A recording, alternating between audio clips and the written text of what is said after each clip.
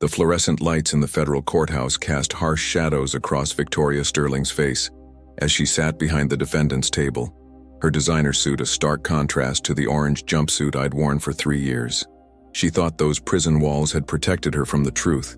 That distance and time had buried the evidence deep enough that it would never surface. She was wrong.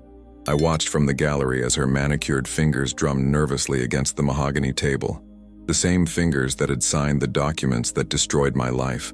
The same hands that had counted the money while I rotted in a cell for crimes she committed. The irony wasn't lost on me. Victoria Sterling, the woman who'd built her empire on my downfall, was finally facing justice. But this wasn't just about revenge. This was about redemption, about love lost and found, about the dangerous game of cat and mouse that had consumed 5 years of our lives. Victoria had been my business partner, my mentor, my lover, and ultimately, my destroyer. She'd played the role of the grieving victim perfectly when I was arrested for embezzling funds from our tech startup. The media had eaten up her story, the brilliant female CEO betrayed by her ambitious male partner who couldn't handle her success. What they didn't know was that every dollar I'd allegedly stolen had actually been funneled into her offshore accounts. What they couldn't have imagined was that the evidence of her crimes had been hidden in plain sight, waiting for someone smart enough and determined enough to find it. That someone was sitting 3 rows behind her and Victoria had no idea I was there. 7 years ago, Victoria Sterling was the most brilliant woman I'd ever met. Fresh out of Stanford with an MBA and a vision that could change the world, she approached me at a tech conference in San Francisco with a proposition that seemed too good to be true. Partner with her to build a cybersecurity company that would protect small businesses from the kind of attacks that destroyed lives overnight. I was a former military intelligence officer turned freelance security consultant, burned out from years of chasing digital ghosts for corporate clients who saw cybersecurity as an expense rather than an investment. Victoria saw it as an opportunity to level the playing field, to give small businesses the same protection that Fortune 500 companies took for granted. "We're not just building software, Marcus," she told me over coffee that first day, her green eyes blazing with passion. "We're building justice. We're protecting the American dream from digital predators." I fell in love with the vision before I fell in love with her. Secure Shield Technologies started in my garage, but Victoria's business acumen and my technical expertise proved to be a powerful combination. Within 2 years, we had 50 employees, offices in 3 cities, and contracts worth millions. But success changes people, and power reveals who they really are. The first red flag should have been the way Victoria started taking credit for innovations that came from our development team. The second should have been her insistence on handling all financial matters personally, claiming that my military background made me too rigid for the fluid world of startup finance. The third red flag was when I caught her in bed with our biggest investor, Richard Hawthorne, a venture capitalist with a reputation for acquiring promising companies and gutting them for parts. "It's not what it looks like," she said, pulling a sheet around herself as I stood in the doorway of her penthouse apartment. But her eyes told a different story, cold, calculating, already planning her next move. That's when I realized that everything I thought I knew about Victoria Sterling had been carefully constructed fiction. The woman I loved didn't exist. She never had. The setup was masterful in its simplicity. Over the course of 6 months, Victoria systematically moved money from Secure Shield's accounts into a complex web of shell companies and offshore holdings. But she was careful to make it look like I was the one doing the moving. Digital signatures that matched my encryption keys. Financial transfers that originated from my workstation. Email communications that appeared to come from my accounts, discussing the movement of funds with fictional business partners. When the FBI raided our offices, they found exactly what Victoria had planted. Evidence of a sophisticated embezzlement scheme that pointed directly to me. The narrative was perfect. The ambitious military contractor who'd gotten greedy, who'd used his security expertise to steal from the company he'd helped build. Victoria played her role flawlessly. The betrayed partner, the heartbroken lover, the brilliant CEO who'd trusted the wrong man. She testified against me with tears in her eyes, her voice breaking as she described how I'd manipulated her feelings to gain access to company finances. "I loved him," she told the jury, dabbing at her eyes with a tissue. "I trusted him completely. I never imagined he was capable of something like this."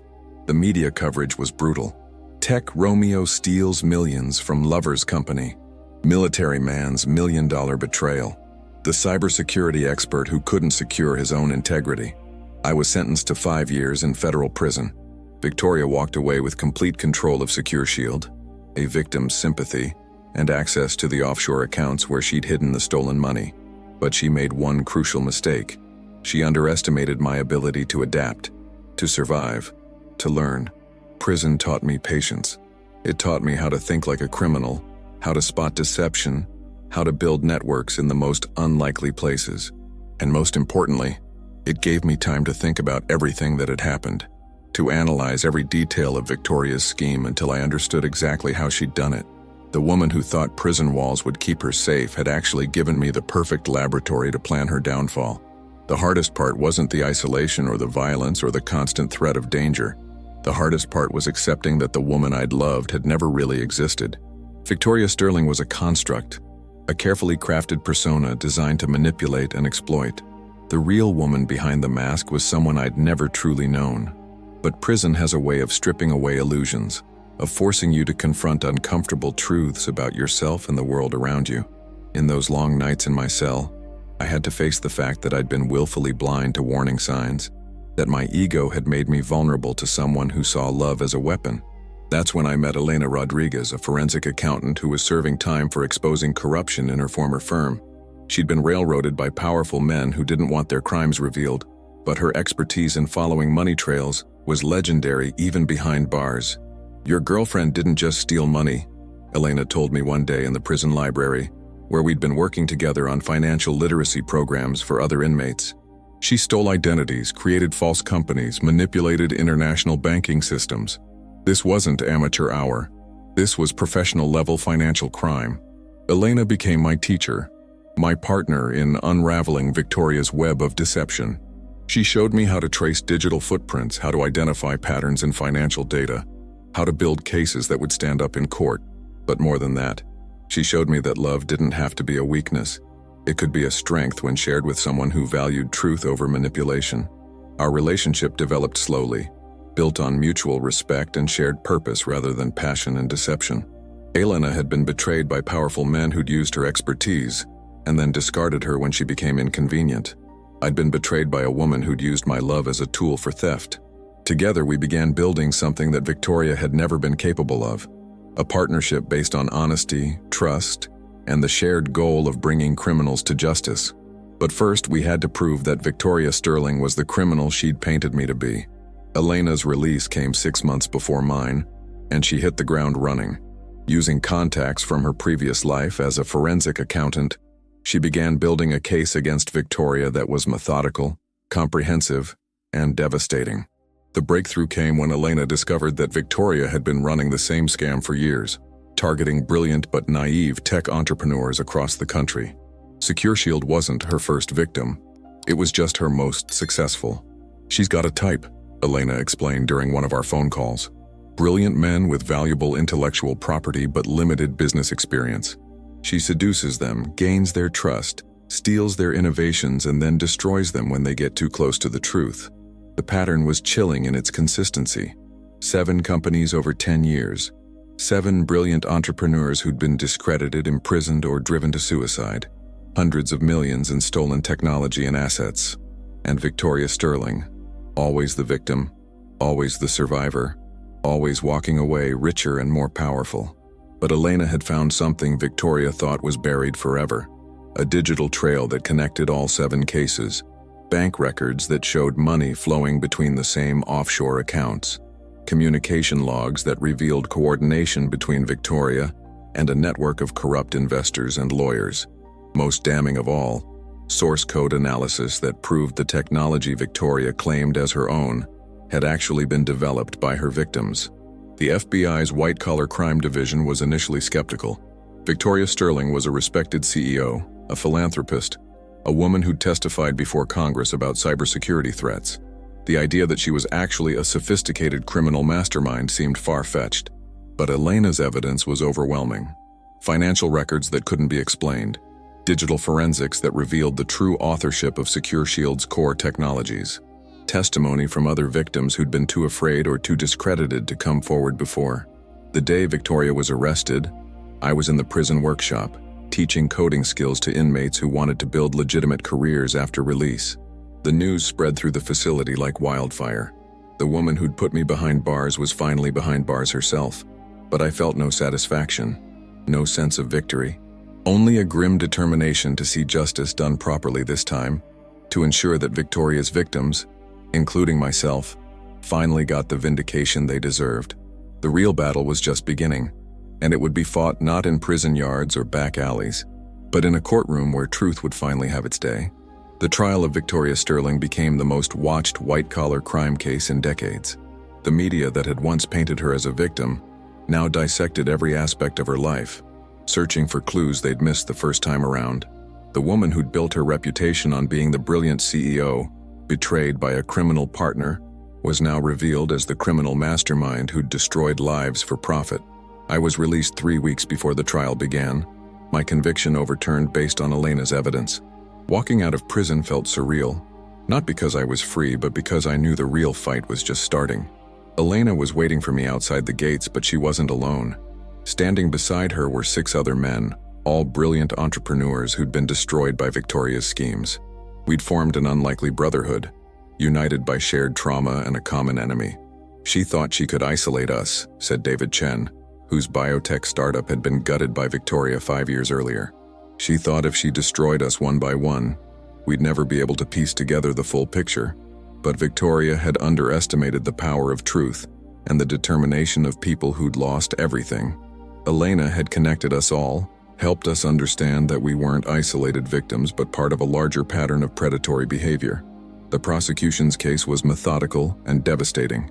Elena testified for 3 days, walking the jury through financial records that showed how Victoria had systematically looted 7 companies over 10 years. Digital forensics experts demonstrated how she'd stolen intellectual property and claimed it as her own. Former employees testified about the culture of fear and manipulation she'd created, but the most powerful testimony came from the victims themselves. One by one, we took the stand and told our stories. The jury heard about brilliant innovations stolen, lives destroyed, families torn apart by Victoria's web of lies and manipulation. When it was my turn to testify, I looked directly at Victoria for the first time in 4 years. She was still beautiful, still composed, but there was something different in her eyes. Fear. For the first time in her life, she was facing consequences she couldn't manipulate or escape. She didn't just steal money, I told the jury. She stole dreams. She stole innovations that could have changed the world. She stole years of our lives and the trust we had in other people.